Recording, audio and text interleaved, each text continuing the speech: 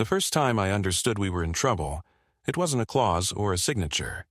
It was my father's hand. We were in a glass-walled conference room on the 12th floor of a law office in downtown Philadelphia, the kind of place that smells like coffee and toner and expensive silence. My father sat at the head of the table with an oxygen cannula tucked under his nose, looking smaller than he had any right to look. 40 years of building a holding company out of nothing. Commercial properties, a construction arm, a portfolio that had survived recessions and lawsuits and my mother's death, and now he was reduced to a man in a cardigan being told where to initial. The attorney slid the first packet toward him. "This is the family trust restatement, Mr. Hale. We'll go section by section." My father nodded, slow. His eyes were clear that morning, which everyone treated like a miracle we didn't want to jinx. I sat to his right, close enough to hear the faint hitch in his breathing. Graham sat to his left, already leaning in like he owned the air. Elise sat beside Graham, not across from him like a normal person would. Their knees almost touched under the table.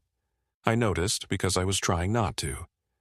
"Dad," I said softly, "if you want to stop at any point—" "I'm fine," Graham cut in, smiling without warmth. "He wants this done." My father reached for the pen and signed with his left hand. It was a small thing, a stupid thing.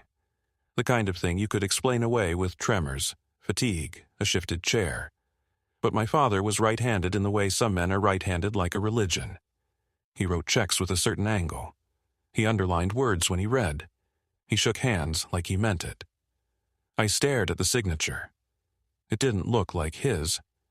It looked like someone trying to remember his. The attorney didn't react. Elise didn't react. Graham watched the pen move like he was watching a door lock. "Great," the attorney said smoothly.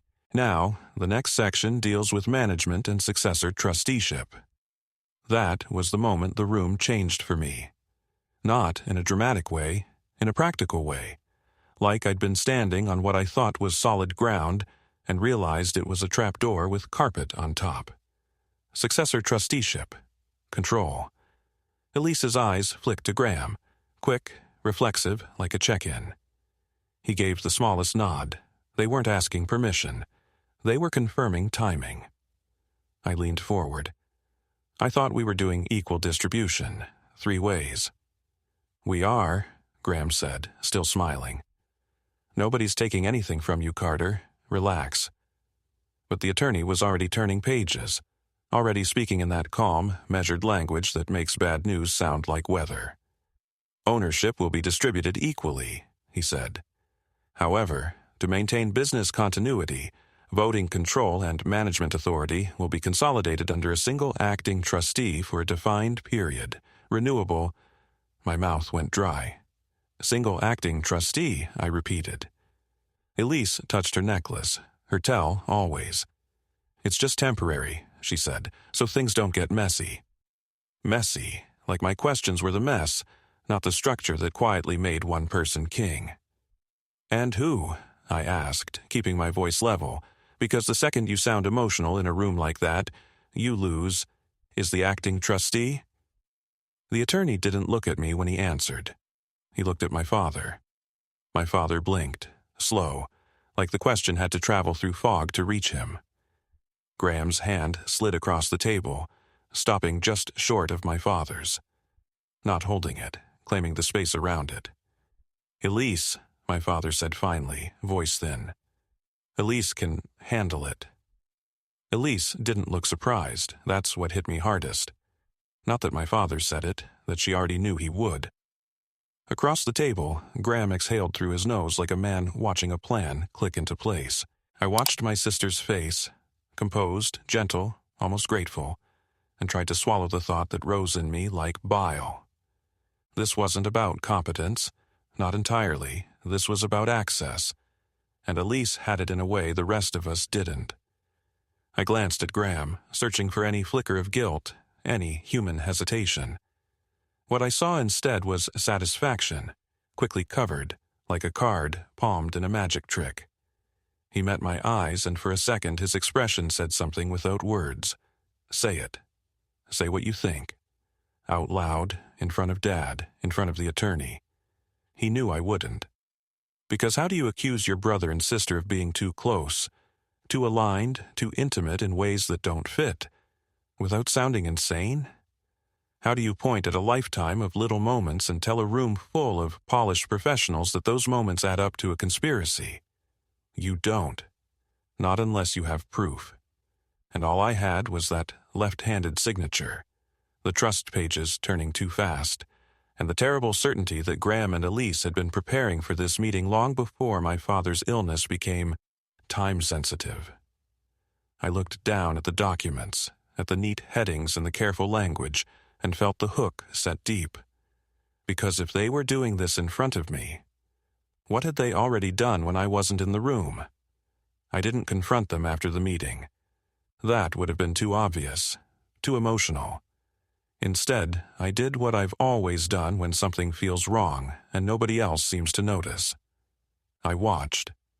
The days after that meeting blurred into a routine built around my father's decline. Hospital visits, medication lists taped to the fridge, nurses who spoke to us slowly, as if the pace of their voices could keep him with us longer. Through it all, Graham and Elise rotated in and out like shift workers who shared a schedule I'd never seen. They were efficient, disturbingly so. Elise handled the doctors. Graham handled the accountants. When a courier showed up with revised trust documents, Graham signed for them without asking whose name they were under. When my father drifted in and out of lucidity, Elise was always there at the right moments, guiding conversations, reframing questions, smoothing over confusion before it could harden into doubt. Once, when I arrived unannounced, I found them sitting on the edge of my father's bed, shoulders nearly touching, speaking in low voices that stopped the second I entered the room. "We were just talking about timing," Elise said. "Timing of what?" I asked. Graham smiled. "You worry too much, Carter." That was his favorite phrase. As if worry were my flaw, not their secrecy. At night, I replayed old memories with a new lens. Summer trips where they disappeared together for hours. The way Elise always called Graham first, never me. The fact that when our mother died, it was Graham who slept on the floor of Elise's room for weeks, not me, not Dad. I had told myself it was closeness born of trauma. Now it felt like rehearsal. I started digging quietly, not hacking emails or stealing papers. Nothing that dramatic, just patterns. Bank transfers that hit accounts before meetings where decisions were supposedly made. A new LLC registered 6 months earlier with a name pulled from a childhood joke only the two of them shared. Perfectly legal. Perfectly invisible unless you knew what to look for. The worst moment came late one evening when I overheard Elise on the phone in the kitchen. "He's getting suspicious," she said softly. A pause. "No, he doesn't have anything. He never does." I stood frozen in the hallway, heart thudding like I'd been caught instead of them. That night, I understood the shape of the trap. Nothing they were doing crossed a clear legal line. It didn't have to. Control wasn't taken. It was offered, piece by piece, to the people who were always there, always prepared, always aligned. I lay awake, staring at the ceiling, thinking about how conspiracies don't always look like schemes. Sometimes they look like two people who trust each other more than anyone else in the room. And the most dangerous part wasn't what I believed about them. It was that if I said it out loud, I'd be the one who sounded insane. 2 mornings later, I went back to the law office alone. Not as a brother, not as a son. As a person who'd learned, too late, that families can bleed you with paperwork. I told the receptionist I needed copies of the full executed packet for my records. I said it like I belonged there, like I'd said it 100 times. She gave me that polite, trained smile people use when they can't tell if you're important or merely loud. "Of course. Do you have authorization from the acting trustee?" There it was, the new world, spoken in one sentence. "I'm a beneficiary," I said, "and I was present at execution." She disappeared for a moment, came back with a business card instead of papers. "You'll need to email Mr. Haskins." Mr. Haskins, the attorney, the gatekeeper, the man who watched my father sign with the wrong hand and didn't blink. In the elevator down, I stared at my reflection in the brushed metal and felt something settle in me. Cold, familiar. They weren't hiding the structure. They were hiding the access. They were making sure every path to information ran through Elise. So, I took a different path. I drove to the county recorder's office in Media, Delaware County, because that's where the house was. The old place wasn't the crown jewel of the estate, just a stone colonial my parents bought before the money got serious, but it mattered in a way the portfolio didn't. It was the only thing that still felt like ours. At the records counter, I asked for the most recent deed filings under my father's name. The clerk, a woman with reading glasses on a chain, typed, clicked, frowned slightly. "Huh," she said. That single sound made my stomach drop. She slid the screen so I could see. A quit-claim deed recorded 8 days ago. Grantor, my father. Grantee, Elise Hale. Consideration, love and affection. I stared at it, as if staring could make it rearrange itself into something sane. "That can't be right," I said, even though it was right in front of me. "Looks properly recorded," she replied, neutral. Notary acknowledgement included, no flags. My mouth went dry again, the same way it had in the conference room. This wasn't a future problem. This was a past event that had already hardened into public record. "Elise," I whispered, and it came out like an accusation against the air. In the parking lot, I called Graham first. I don't know why. Maybe because some part of me still believed he'd laugh and say it was a clerical error, that of course it would be fixed, that of course they wouldn't do something like this. He answered on the second ring, cheerful. "Hey, Carter." "The house," I said, no greeting, no warm-up. "Dad deeded it to Elise." A pause, half a beat, not shock, not confusion, just calculation. "Well," Graham said carefully, "that's not unexpected." "Not unexpected?" I felt my voice rise and forced it back down. 8 days ago, Graham, 8, while he's in and out of it. "He wanted to simplify," he replied, like he was reading from a card. "Elise has been there. She's the one handling everything." Handling everything. That phrase was starting to feel like a threat. "Did you know?" I asked. Another pause. Longer this time. "I know you're stressed," he said, "but don't turn this into something it isn't." And that was the moment I realized the fight wasn't going to be about money, not on the surface. It was going to be about what I was allowed to call real. Because if I said scheme, he'd say care. If I said control, he'd say stability. And if I said what I'd suspected for years, what the shape of their closeness implied, he wouldn't have to disprove it. He'd only have to watch me destroy myself trying to prove it. I didn't call Elise right away. I drove to the house instead, like my hands knew where to go before my mind could catch up. The colonial sat exactly as it always had. Winter bare shrubs, the same crooked flagstone path, the porch light that flickered when the wind hit it just right. Seeing it calmed me for about 5 seconds. Then I remembered that on paper, it wasn't ours anymore. It was hers. And love and affection was the kind of phrase you used when you didn't want money showing up in a record. I parked across the street and watched. An hour passed. 2. I felt ridiculous, like a private investigator in a life that wasn't mine. Then Elise's car pulled into the driveway. She didn't look like someone coming to check on an old family property. She looked like someone arriving to do a job. Clipboard, folder, phone already in her hand. A man in a puffer jacket followed in a separate car. Realtor? Contractor? He carried a laser measure like it was an extension of his arm. No, no, no. I got out before I could talk myself out of it. "Elise," I called, too loud, the sound sharp in the cold air. She turned, startled for a fraction of a second, then smoothed it away.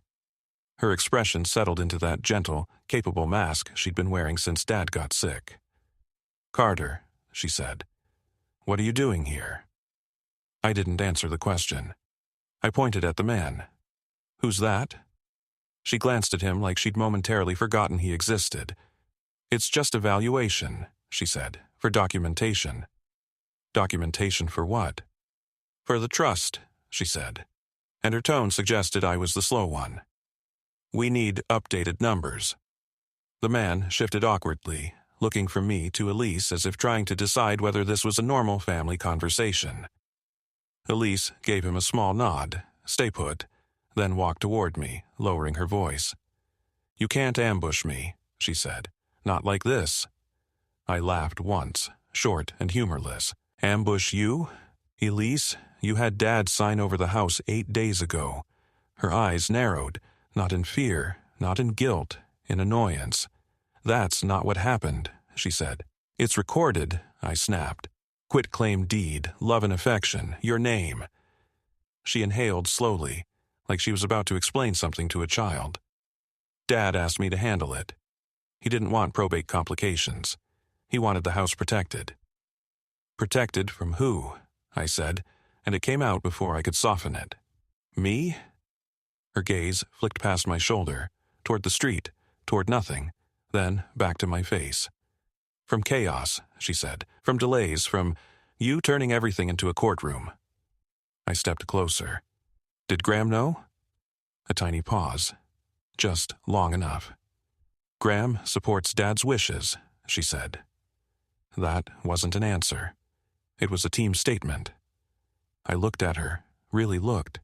The neat hair, the controlled breathing, the folder held tight against her chest like a shield.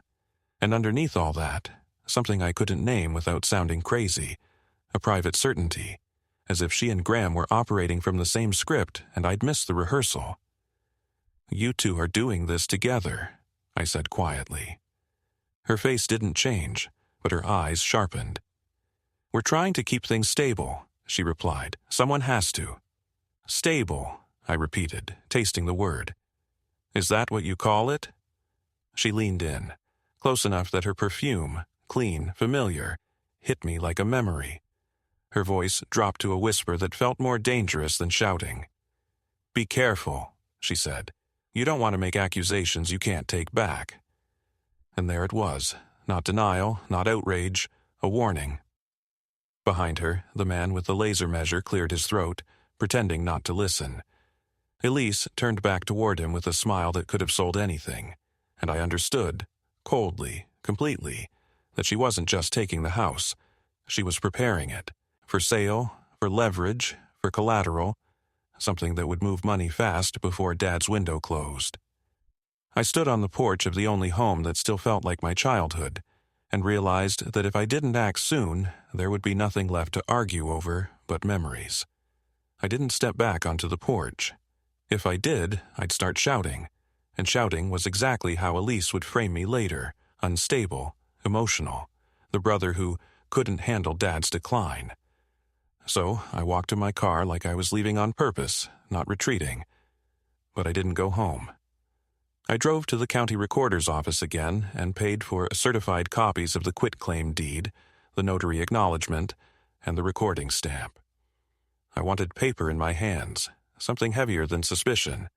The notary's name was printed in clean block letters. Commission number, expiration date. A business address I recognized only because it sat 3 blocks from the hospital. A mobile notary, of course. I sat in my car with the documents on the passenger seat like they were a living thing. 8 days ago, while Dad was fine, while we were all being told to keep things calm, while Graham was smiling and calling me worried. I called the notary's number from the website listed on the stamp. A cheerful voice answered. "Hello, this is Lydia. How can I help you?" I kept my tone polite. "Hi, I'm trying to confirm an appointment you did last week. A signing for Arthur Hale." The cheer dimmed, just slightly. "I'm sorry, I can't discuss client details." "I'm his son," I said. "I'm not asking for anything private. Just where it took place. Hospital or residence." Silence. Then, "Everything was above board." I didn't say it wasn't. "I remember him," she said quickly, too quickly. He was lucid, he knew what he was signing. My fingers tightened on the steering wheel. "Where did you meet him?" Another pause, the sound of her thinking.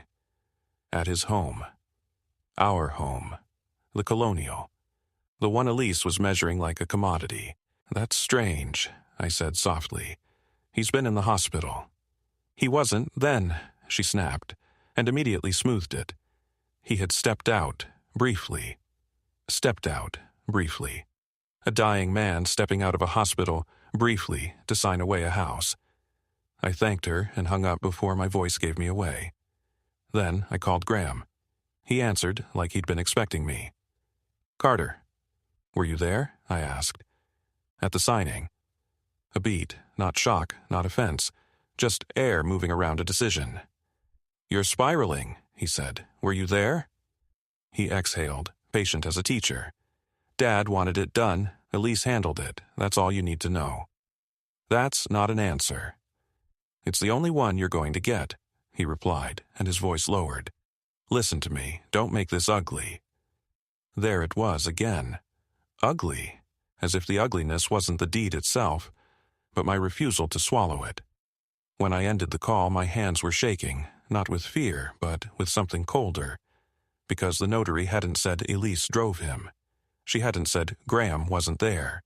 She'd said above board, like someone who'd already been warned what questions might come.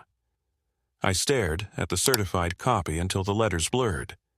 If Dad hadn't left the hospital, then someone brought the signing to him, or brought him to the signing and made sure nobody noticed. And if Graham and Elise were willing to move the house in public record, then whatever came next wouldn't be sentimental. It would be surgical.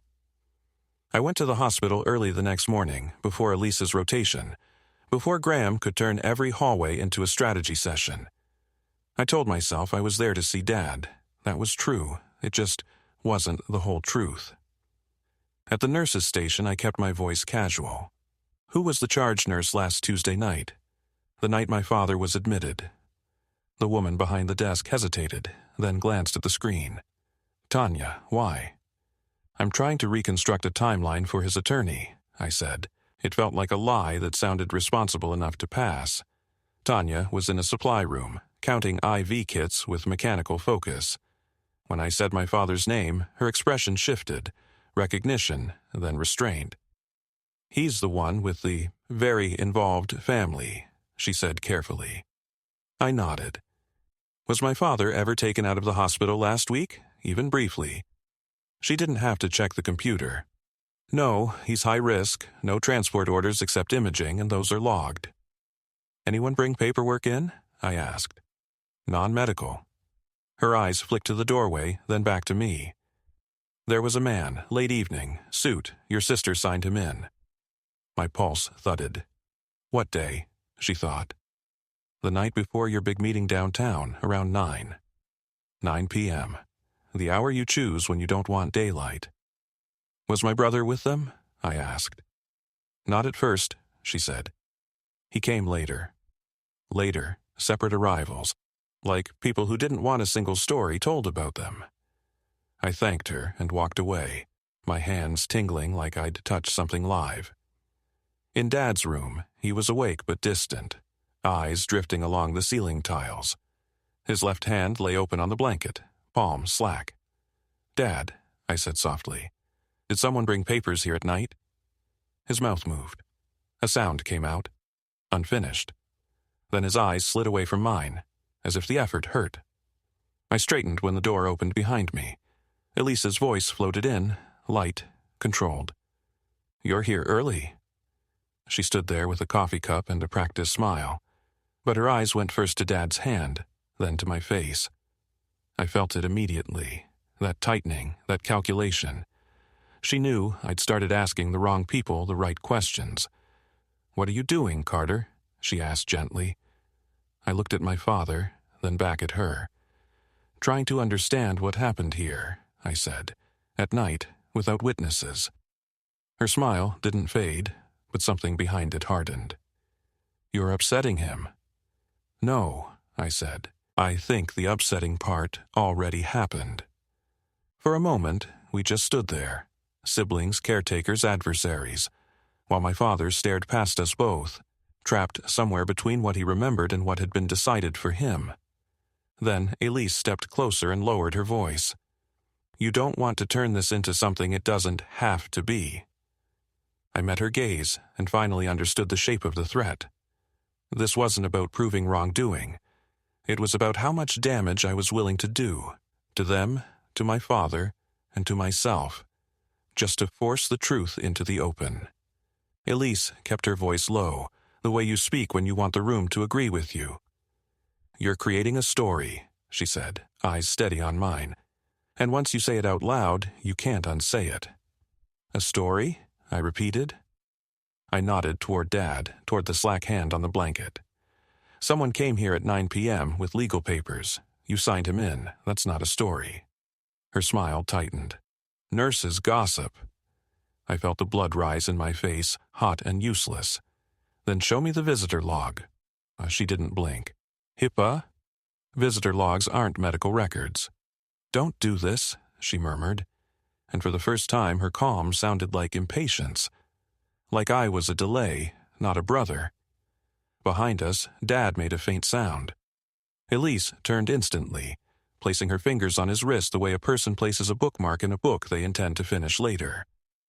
Then she looked back at me. If you push, she said, you'll force everyone to take sides. That's already happened, I said. Her gaze flicked over my shoulder toward the hallway. Graham's on his way, she added, almost casually. Of course he was. They moved like that. One spoke, the other arrived. A relay. I stepped closer to the bed and lowered my voice so only Dad could hear. Did you sign something here at night? His eyes searched my face as if I were a word he couldn't quite remember. His lips parted. Then Elise slid between us, smooth as a curtain falling. He needs rest, she said, louder now. For the hallway, for the record. I backed away because the worst thing I could do was give her exactly what she wanted, a scene. In the parking garage, I sat in my car with the engine off and the cold seeping in around the doors. I opened my phone and pulled up the notary's website again. Mobile services. After-hours appointments. Hospital signings available. Below it, a list of partner attorneys. And there it was. A name that hit like a fist to the chest. Daniel Haskins. Not recommended, not familiar with. Listed like a package deal. I stared until my eyes burned.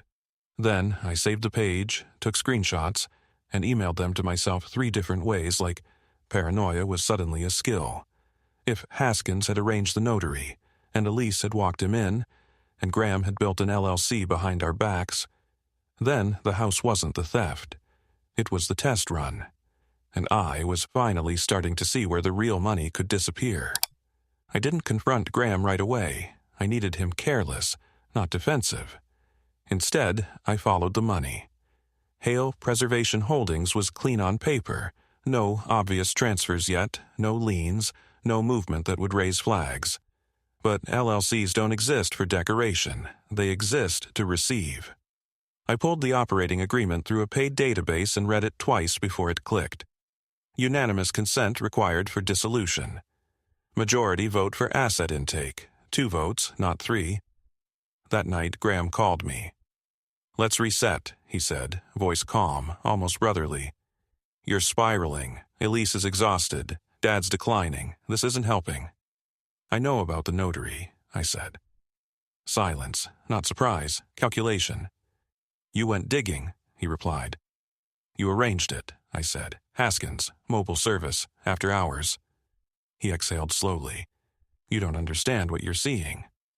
I understand you set up an LLC before Dad got sick. That's called planning, he said. You always accused me of not thinking ahead. And the house? Liquidity, he answered immediately.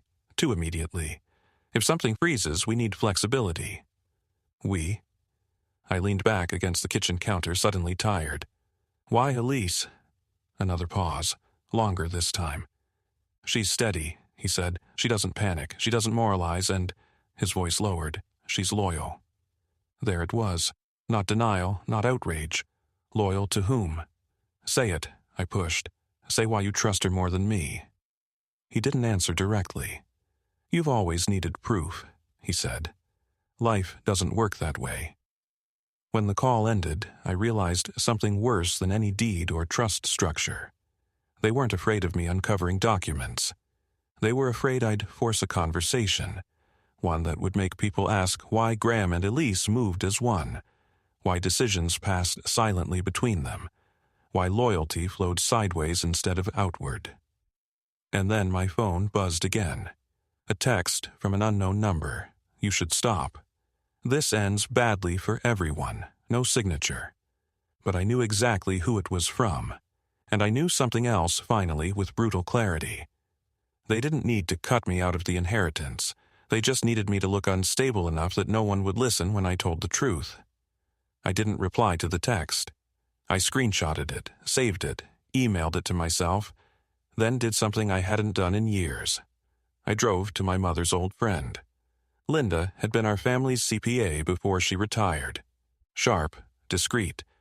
The kind of woman who could smell a hidden transfer the way dogs smell storms. If anyone could tell me what Graham and Elise were building, it was her. She let me in, listened, and didn't interrupt once. When I showed her the LLC documents and the notary connection to Haskins, her mouth tightened. "This isn't about the house," she said. "I know," I whispered. "They're setting up a control channel," Linda continued, tapping the page. "Your father's holdings, the income streams, those can be assigned without selling. Rent rolls, management fees, consulting agreements."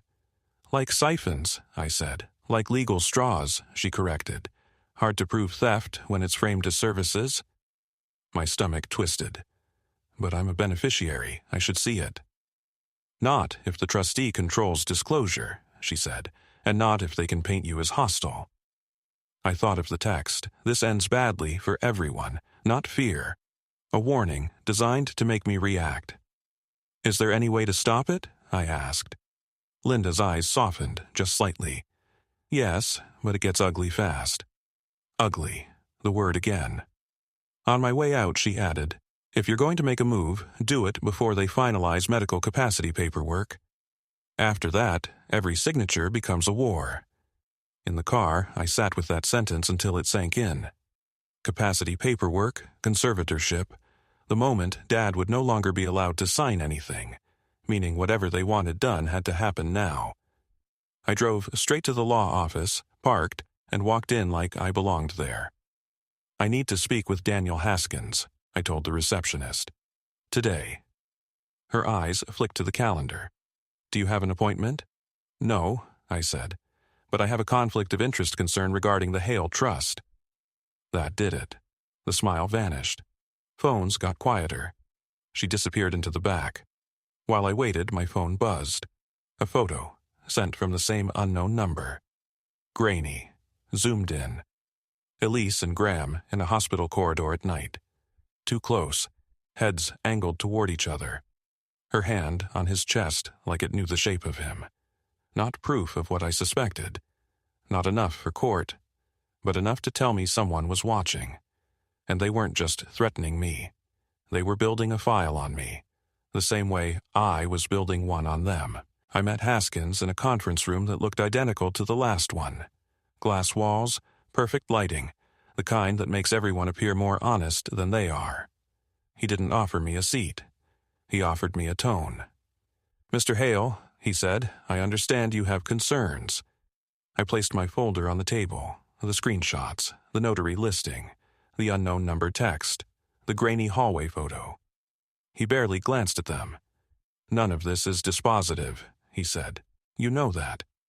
"No," I replied, keeping my voice flat. "But it's enough to raise a capacity issue, enough to delay, enough to bring a court into the room."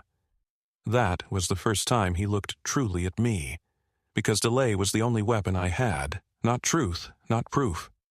Time. 2 hours later, Graham called. "Congratulations," he said, like I'd won something ugly. "You got everyone's attention." "I want full disclosure," I said. "Visitor logs, drafts, any assignments to that LLC." He laughed softly. "You want a confession, you won't get one." "You don't have to confess," I said. "Just stop." There was a pause, and in it I heard something I hadn't heard before. Fatigue, Not fear, not guilt. Fatigue, like I was making him do extra steps. "You're going to burn Dad's last weeks on litigation," he said. "Is that who you want to be?" I didn't answer fast enough, and he took that silence and shaped it into the only offer that made sense in their world. "We'll settle," he said. "You get your share in cash, clean, fast, no probate mess, no hearings. You sign an agreement, non-disparagement, no contact, you walk away." My throat tightened. "And the rest?" "Elise keeps the house," he said. "The LLC stands. Management stays stable." Stable, their word for controlled. That evening, I sat alone in my kitchen staring at the signature line. The number on the payout was generous enough to silence most people forever. That was the point. If I signed, I'd look like a man paid off. If I didn't, I'd look like a man trying to tear his dying father apart. I signed. The next day, Dad slipped deeper into whatever fog he'd been drifting toward. A week after that, he was gone. At the funeral, Elise stood close to Graham, not clinging, not performing. Just aligned, like gravity had decided for them. When she spoke, he watched her mouth instead of the crowd. When he spoke, her hand rested briefly at his elbow like it belonged there. No one said a word. People don't say the things that don't have a legal name. Months later, a misdirected piece of mail arrived at my old address, an insurance renewal for a property I didn't recognize. Graham's name. Elise's name. Same address. I held it for a long time, feeling nothing and everything at once. I had been right. And it didn't matter, because the inheritance wasn't stolen with a crime.